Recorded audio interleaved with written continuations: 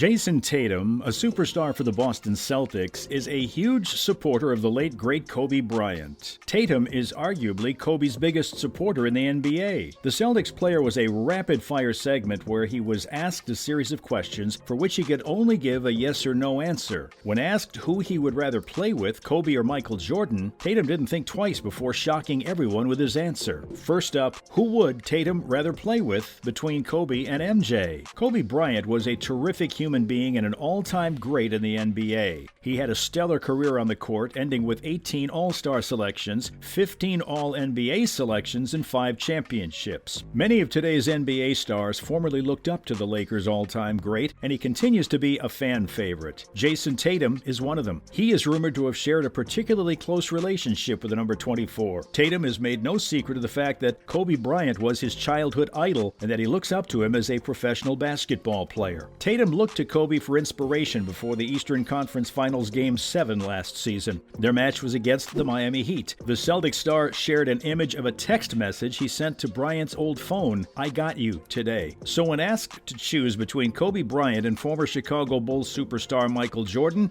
everyone expected him to vote for Bryant. Instead, he chose Jordan, which surprised everyone. However, Tatum's fondness for the Los Angeles Lakers legend was insufficient to convince him to choose Kobe over the GOAT himself, Michael Jordan. In a recent rapid-fire session, the Celtics player had to choose one of two answers without explanation. Tatum barely hesitated when asked about Kobe versus MJ. He picked Michael Jordan instantly. Up next, why did Tatum pick MJ over Kobe? Tatum was not allowed to explain his response. We'll never know why he chose Jordan over Kobe on this specific occasion. Jordan wasn't flawless, but he only made a few game mistakes. He was an unstoppable scorer, an excellent defender, and an undisputed leader. Kobe achieved a different level of success. As much as Tatum admired Bryant, he also admired Michael Jordan, which was evident when he met the six-time champion for the first time, and turns out it was a funny story. We were in Paris, and I met MJ this morning. It's a launch for the Jordan brand, and there was a lot of media. Then we had a dinner that night. So Melo was there,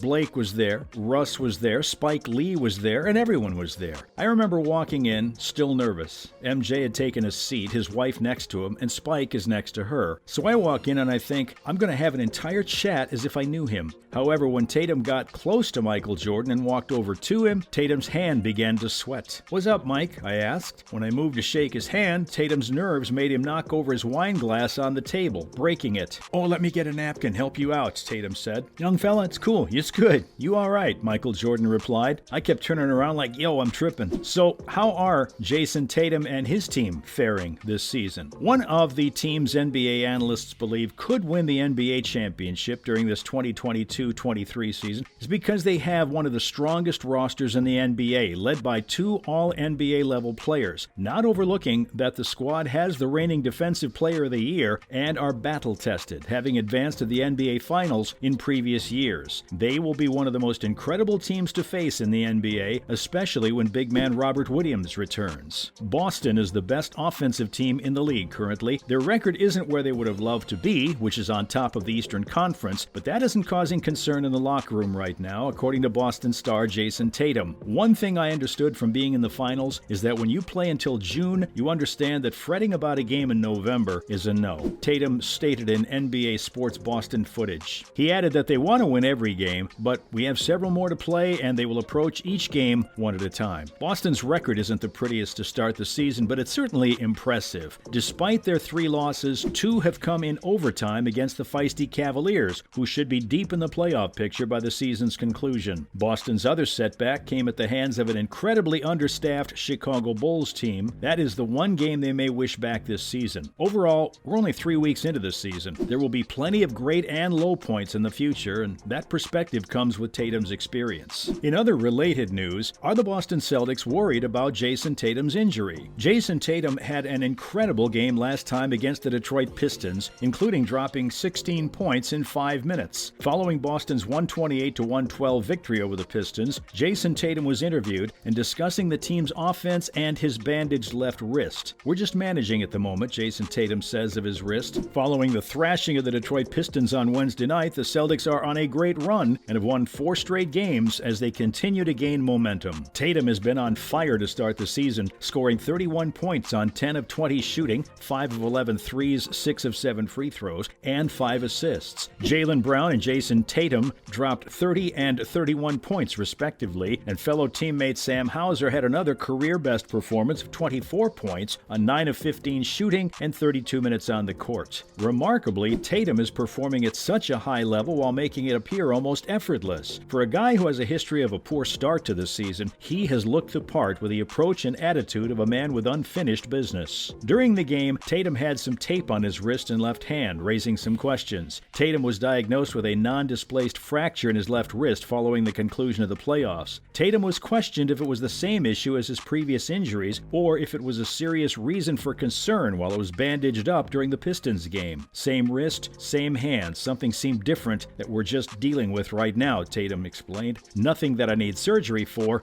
but something that's bugging me. He said he would tape it up, go out there, and keep playing. In other related news, Jayson Tatum's performance against other NBA superstars. On Friday, the Boston Celtics will play the Denver Nuggets. It would be interesting to see Tatum, who has been mentioned for MVP, go up against two-time MVP Nikola Jokic. On Monday night, Jayson Tatum and Ja Morant squared off at FedEx Forum. The former scored 38 points in the game, while the latter scored 30. One of his highlight performances this season was against Ja Morant. Morant's energy energized the Grizzlies and the home crowd as he made famous acrobatic moves and shot well beyond the arc in the game. Let's take a closer look at how Boston won its third game in a row, surviving late to inflict Memphis's first home loss. Boston gets out to a fast start thanks to Marcus Smart, but points in the paint and on second chances hurt Grizzly fuel. However, after receiving a technical foul in the first half, Tatum scored 19 points in the second half, flipping the tide of the second half in Boston's favor. The Celtics went on a 27-4 run in that period, allowing them to play from a lead for most of the game. Following an excellent and underappreciated effort against the Knicks on Saturday, in which Marcus Smart dished 11 assists to his teammates, the most by a Celtic this season, scored 13 points. Boston's floor general scored 10 of the visiting team's first 12 points on 4 of 5 shooting. In other related news, Tatum's former coach passed over for the Nets job. Following the departure of Steve Nash earlier this month, it appeared that banned Boston Celtics coach Ime Udoka would be appointed as the new head coach of the Brooklyn Nets. According to reports, Udoka has emerged as a strong frontrunner for the job, and he is the top choice of both star forward Kevin Durant and general manager Sean Marks. According to reports, the Nets declined to sign Celtics banned coach Ime Udoka owing to bad feedback and other issues. However, the Nets elected to go differently, promoting interim head coach Jacques Vaughn to full-time head coach on Wednesday. According to Mark Stein, others encouraged Nets owner Joe Tsai not to hire Udoka. According to The Athletic, Brooklyn's choice to go with Vaughn was influenced by various factors, including extensive research and unfavorable criticism, both public and private, when its interest in Udoka became known. Udoka is now serving a season-long suspension from the Celtics for breaking team standards following an inappropriate connection with a team employee. While Vaughn deserves the opportunity, Brooklyn's choice not to hire Udoka appears to have been taken mostly to prevent extra drama rather than for basketball reasons. From a media standpoint, Brooklyn has been in turmoil for years, and signing a coach suspended from his team would only add to the drama. It wouldn't be a good look for any team, let alone the Nets. The Brooklyn Nets decision may be based on the antecedents of Kyrie Irving.